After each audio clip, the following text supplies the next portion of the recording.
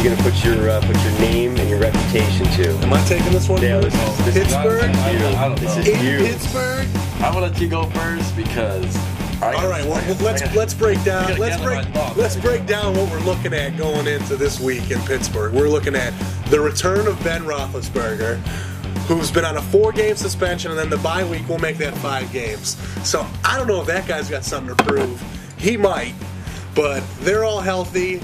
We're going in there with a question mark of either Colt McCoy or Ratliff as a starter. It's probably going to be Colt McCoy. We're going in there with a half, 75% Peyton Hillis, a number 2 running back has learned our scheme for 5 days.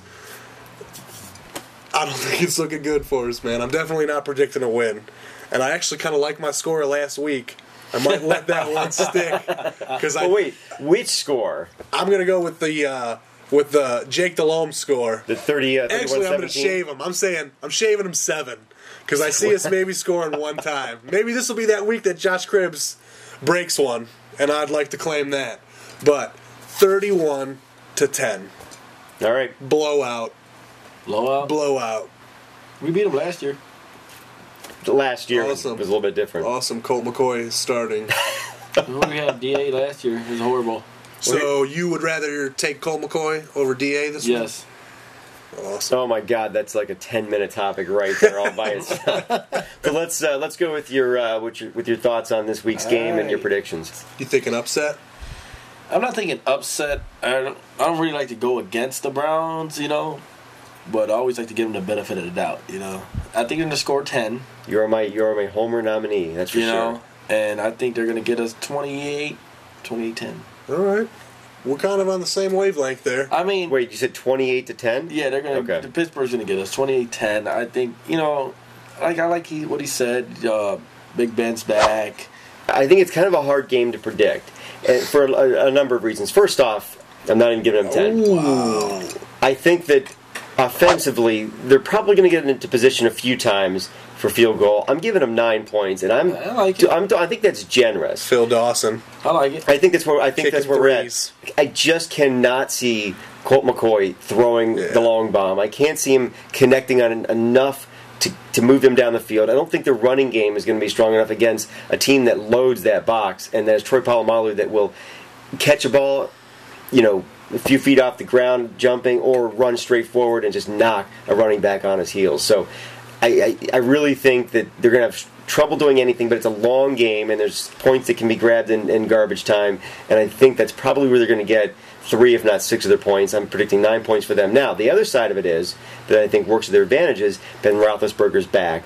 He hasn't been able to really play with the team during his suspension at all, and then he's been back and been able to practice, I guess. So he's going to be, it's like the first game of the season for him. He's a 2-time Super Bowl MVP. He's also a punk, so... Oh, well, I don't know if he was MVP. We got him last year. But he's got 2 rings. He's got 2 rings.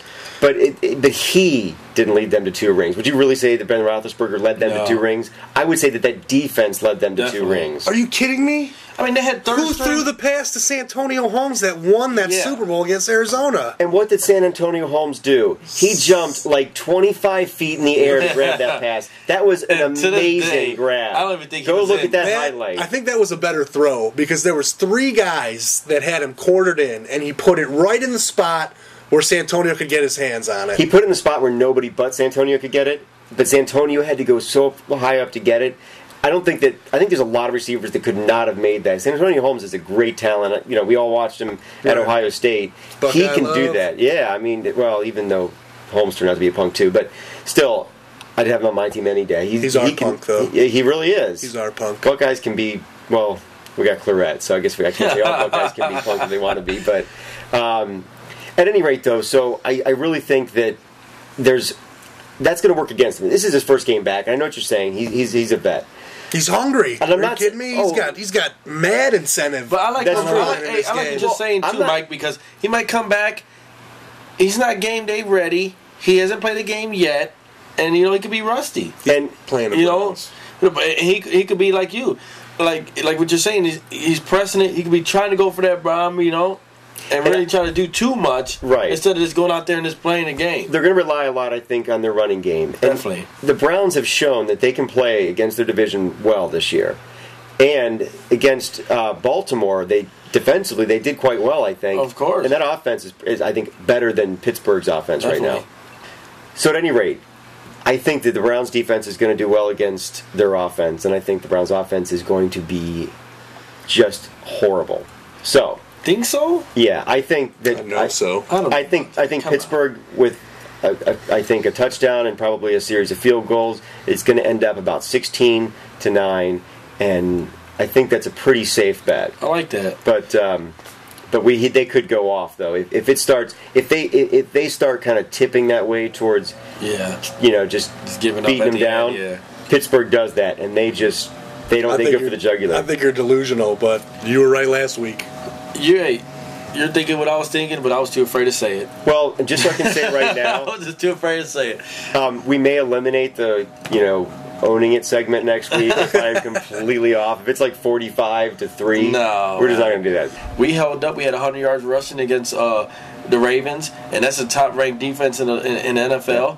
And nobody thought we were going to put up points in it. We were one possession away from winning that game. Yeah. So, hey, hats off to you, man. You said what I wanted to say, but I was too afraid. So it's going to be a nightmare. Watch something else.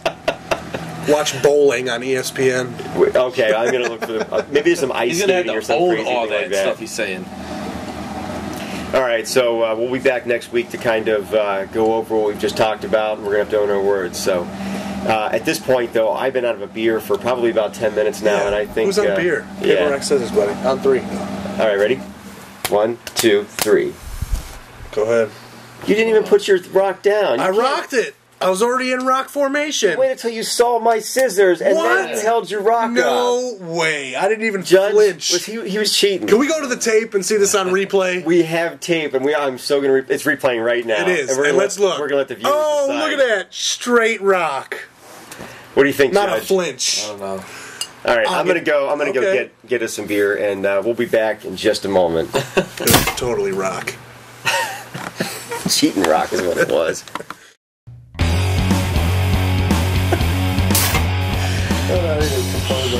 All right. If possible, we're going to try to move on here a little bit to raising of the beer. Nice. This is the point where we get to raise our beer to.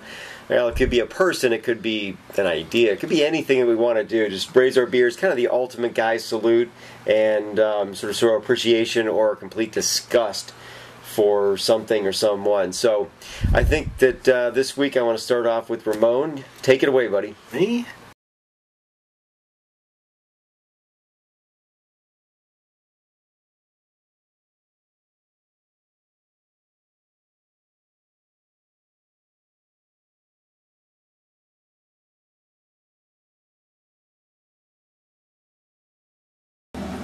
I'd like to raise my beer to 2 things tonight. Number 1, to our beautiful brand new set, bringing you GameDay Battle like never seen before. It's definitely a nice atmosphere.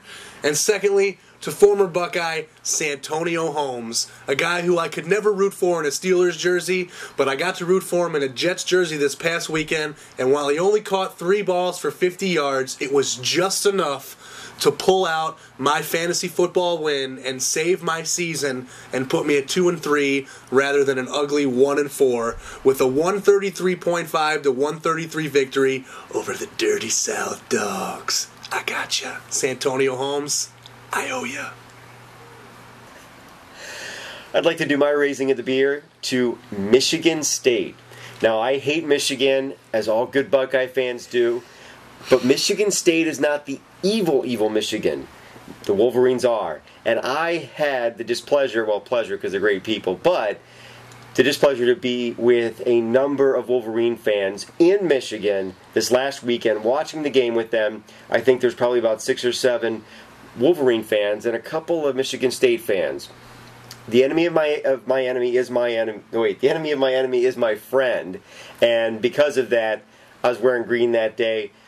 Michigan State embarrassed the Wolverines, and anybody that embarrasses the Wolverines in the big house, in their super loud, big structure that they're so proud of, they look like a high school team. It was awesome. To you, Michigan State, thank you, and keep at it.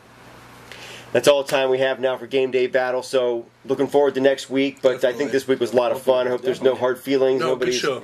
Awesome. Good show. Dale, I know you almost had a mental breakdown there over the LeBron thing, but I promise you, no more LeBron talk. I'll promise you that I will not bring up LeBron. I can't vouch for everybody else. You've confronted me with my addiction, and I'm on the road to recovery. You are on the road. The wall's torn down. Thank you for being there for me. Right, the wall's torn down. Dale, that's a big start. It is. A big start. And I've just thrown it away. Just threw it all away. Just threw it away. Well, we're all proud of you, and thank you. We're always here. I hope for you all enjoyed it. My pain is your amusement. We enjoy nothing more than laughing at you, Dale. So, anyway, though, I think until next week, I want everybody to have a good time and watch some good games, drink some good beer, and battle on. Battle on.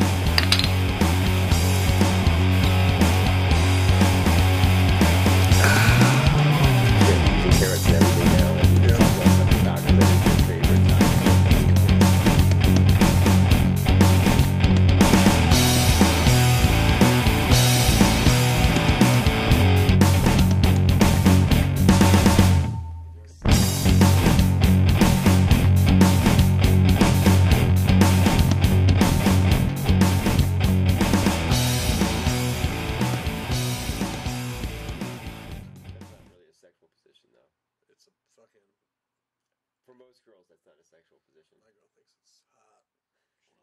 Does she? Does she know that? Learn to love the gas.